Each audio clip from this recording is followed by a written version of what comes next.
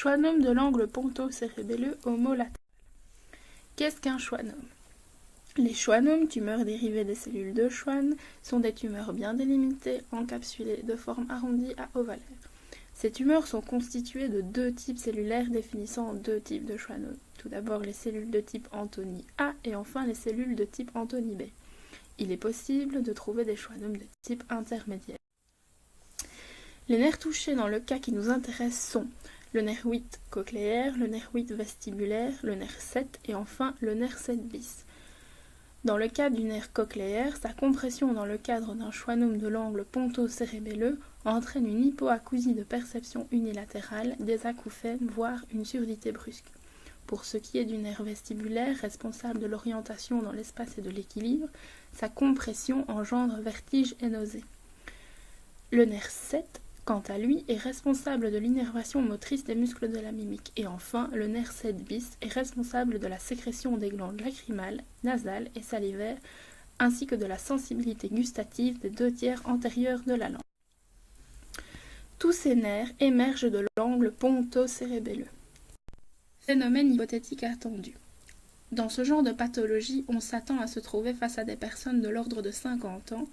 Cela dit, il existe des limites extrêmes et cette pathologie peut toucher des personnes de l'âge de 16 à 85 ans. On observe une légère prédominance féminine de l'ordre de 3 femmes pour 2 hommes. Au niveau de la symptomatologie auditive, on observe hyperacousie de perception unilatérale lentement évolutive, acouphènes subjectifs non pulsatiles et dans les cas les plus extrêmes, une surdité brusque. Pour ce qui est de la symptomatologie vestibulaire, on pourra observer des vertiges, des nausées et des troubles de l'équilibre qui pourront être objectivés via le signe de Romberg. Enfin, on a une possible agueusie, des atteintes des sécrétions nasales, lacrymales et salivaires et enfin une asymétrie de la face au repos ou lors de la mimique. Les schwannomes de l'angle ponto-cérébelleux sont des tumeurs dérivées des cellules de Schwann. Comme dit précédemment, on observe deux types de schwannomes en fonction des cellules rencontrées. Des schwannomes de type Anthony A et des schwannomes de type Anthony B. Dans ce genre de pathologie, on observe une compression des nerfs situés au niveau de l'angle ponto-cérébelleux. On aura donc une atteinte du nerf 7, 7 bis, 8 cochléaire, 8 vestibulaire.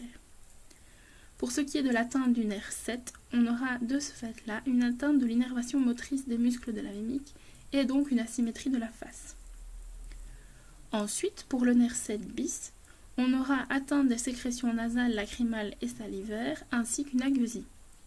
Pour ce qui est du nerf 8 cochléaire, on observera des acouphènes, des hypoacousies de perception latérale et dans les cas les plus extrêmes, une surdité brusque.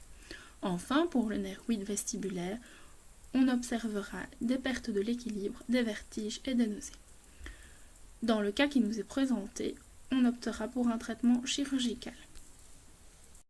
Pour ce qui est de la vulgarisation, on dira au patient qu'il a une tumeur au niveau de l'angle ponto-cérebelleux. Si nécessaire, on réalisera un schéma didactique afin de lui expliquer où se situe exactement sa tumeur. Ensuite, on lui expliquera que dans son cas, 4 nerfs sont touchés et que les conséquences peuvent être tintement dans les oreilles qui correspond à l'acouphène, une perte de goût qui correspond à la gueusie, des vertiges, perte de l'équilibre et nausées, une sensation de sécheresse au niveau des yeux, de la bouche et du nez, une perte de l'audition pour la surdité, ainsi qu'un souci au niveau des expressions du visage. On lui expliquera ensuite que la solution envisagée est de type chirurgical.